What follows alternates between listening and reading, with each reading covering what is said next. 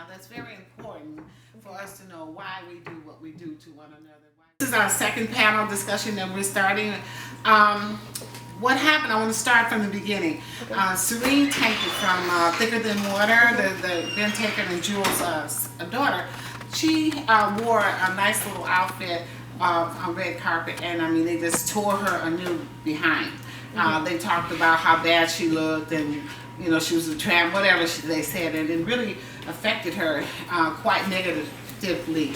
So their publicist is Darren Dickerson, and for the Tankards, and so Darren contacted. They came up with something called "Love You More." How can we love each other more? It's a lot of bullying.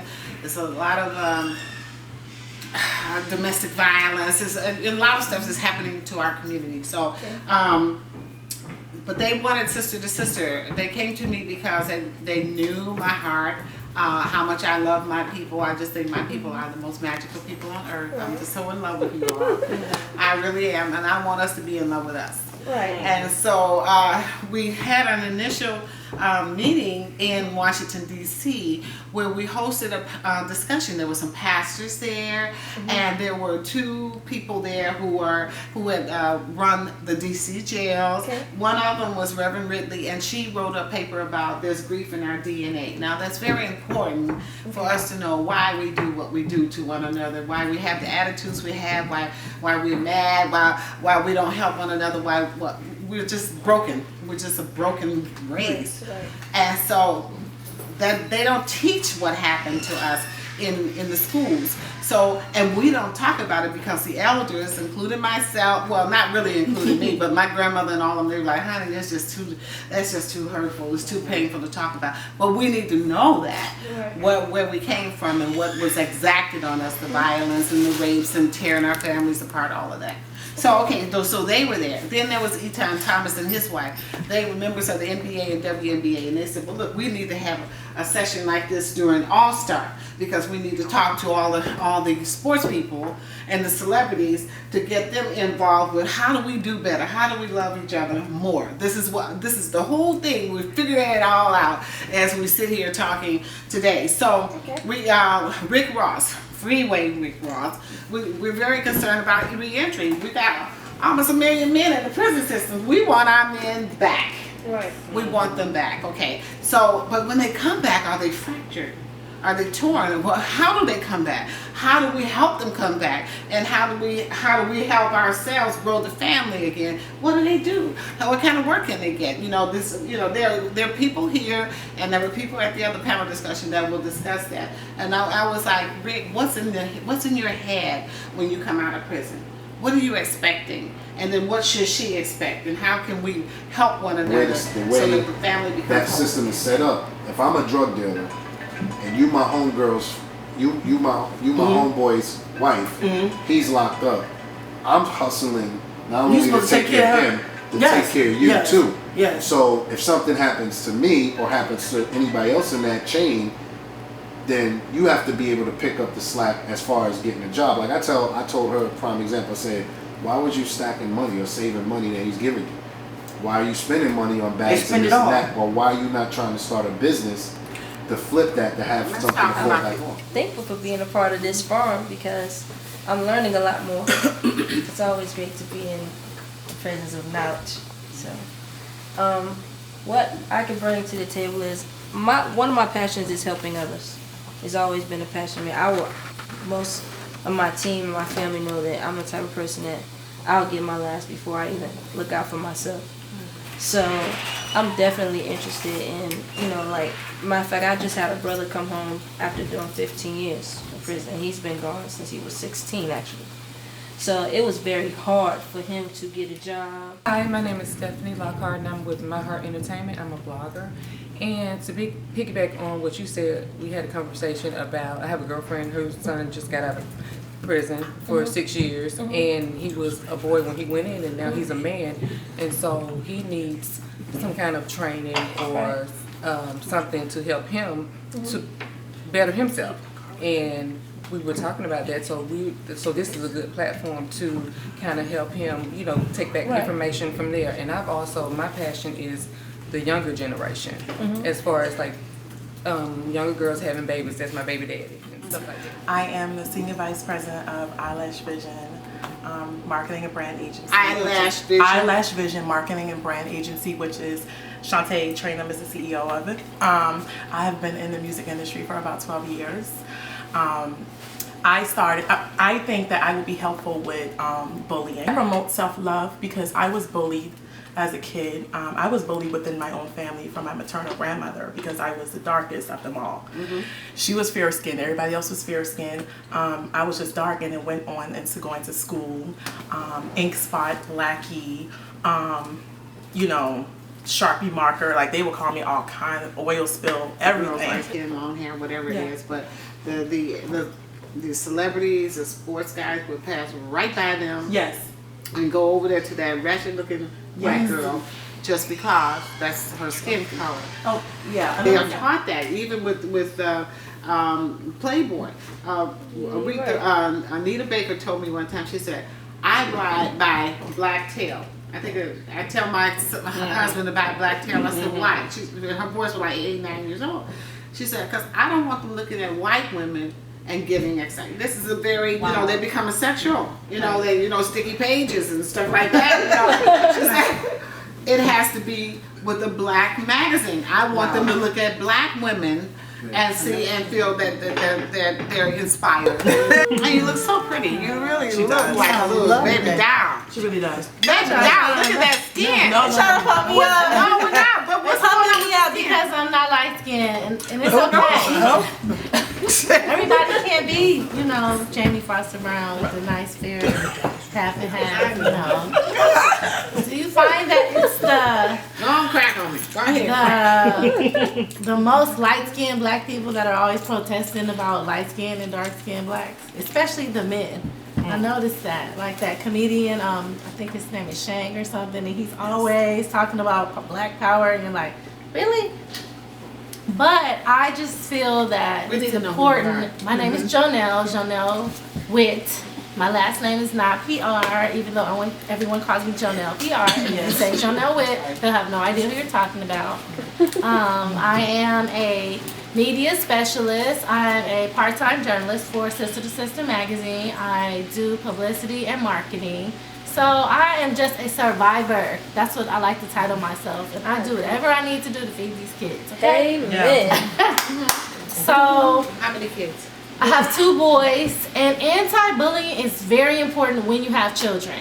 Because the one thing I did teach my boys at an early age is you always have to look after each other. I don't care if you don't agree. I don't care if the other child was wrong. In front of the friends and everyone that's watching on, your brother was right.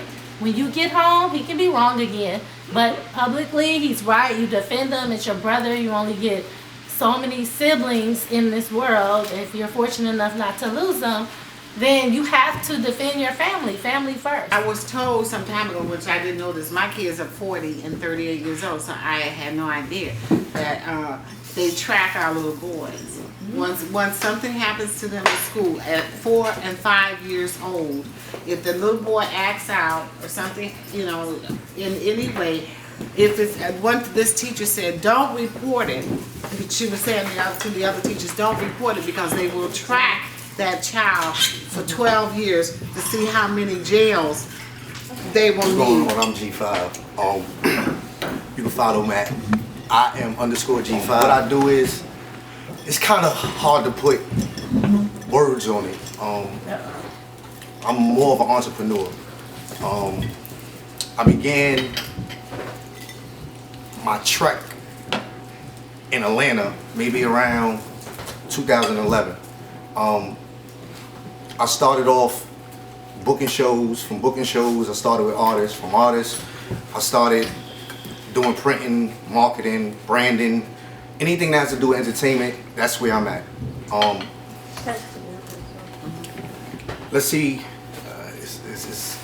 I don't know where to start at, but Where were you before 2011? I was in prison. Okay. Tell us about that though. Okay, I was in prison twice in my life. I come from a background of hustlers, pimps, drug addicts. So the stuff that I learned around me was just that, the street element, everything. Hi, my name is Mimi Carpenter. I'm a current resident of Atlanta, but I'm formerly from New York. I first and foremost want to thank Jamie for bringing such a wonderful forum together on such topics that need to be discussed, so this way we all can educate one another from our different stories. My path is different. My path, this is actually the first time that I'm able to even speak on this. And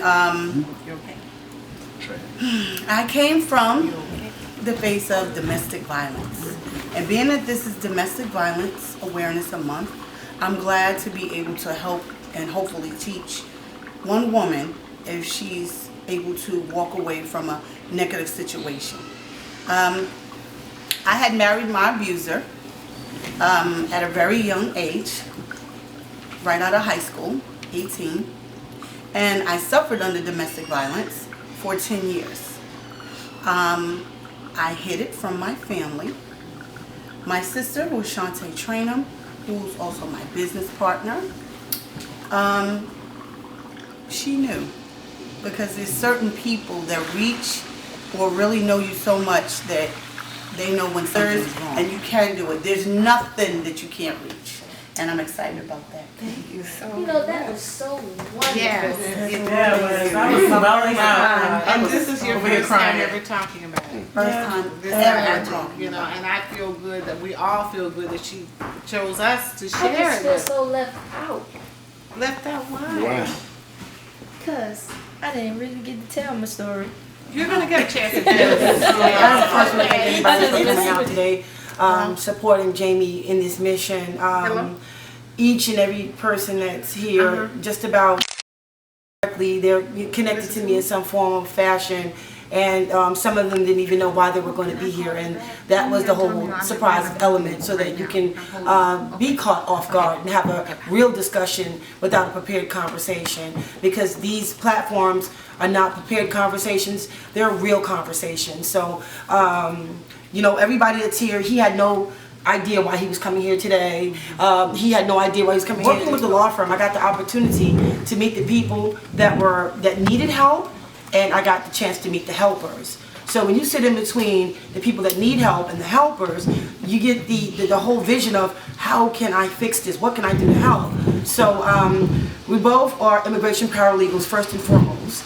And by dealing with that situation, I had people coming in with asylum cases. I had people coming in with all different types of cases where they were being abused in their countries and they wanted to get here. And our jobs was to make sure that we get them away from the violence. And I became so consumed with that. So many families, I was just pulling them in because I hear the stories and right away my heart would bleed for them and I wanted to help them. And a gentleman came to me, he said, a young lady, excuse me, she said, "You're not going to be here for long." I said, "Excuse me?" Because I loved my job, I love helping people. She said, "You know, somebody's going to come to you with an offer and you're not going to be here no more because your time is really up here. You've done so much here." So I'm looking at her like, okay. She said, "You'll call me and you'll let me know about it." And then I had the opportunity to open up my own business, a clothing line in New York City, which, you know, I dressed mostly all of the celebrities. I had clothing in stores, which was great. I actually marketed and brand the company myself because I just like to do stuff like that. I thought it was just fun for me. I didn't go to school for marketing and branding, but it became like a niche of mine. And so, you know, for leaving there, I was called to do a magazine with Russell Simmons and Damon John. I am a former basketball player. I'm a power forward. A current basketball player. I'm a power forward in basketball. I am an artist. I draw. I used to be a victim of bullying. People would get on me about how tall I am, how skinny I am. It's okay. Just that I'm like not that, just different because I like doing different stuff. So the way I got over it was I was happy about my differences and I embraced it. So I was like, I like being different. I changed my bio on everything on social media. It was just I'm different, and that's pretty much it. Lied, dog. Hey, be your motivators. My name is Travis Lewis. I just came out with a book called Damn, Damn, Damn, That's Life. most of the stuff that you're talking about now is in my book. It got short stories, both from male, both from female. So I mean, male and female. It got every chapter have a male and a female side, and there's some crazy stories in there. But it got a lot of abuse, got a lot of molestation, it's both mental and physical abuse, drug addiction. I decided to write a book because of the stuff that I went through dealing with relationships. I'm a single parent. I got 6 kids, 3 boys, 3 girls. My oldest son is 28, 19, 18. They almost out of there. But the girls is what gonna give me the gray hair, and they're getting into their development stage. And I don't have a clue. I'm learning. But I come from a family where I saw my mom get abused constantly because she went to church. My dad didn't like it. To this day, after they broke up, my dad decided to take care of other folks' kids instead of taking care of his own. I got 4 brothers. My mom had 5 boys. She raised them with my grandparents. Without the father figure being there, your son's gonna be okay due to the fact you're in their life. I know how it is not having a dad. I got into the street, selling drugs, doing the crazy stuff, gang banging, doing all that stuff. But God spared me. That's all I can say. God spared me.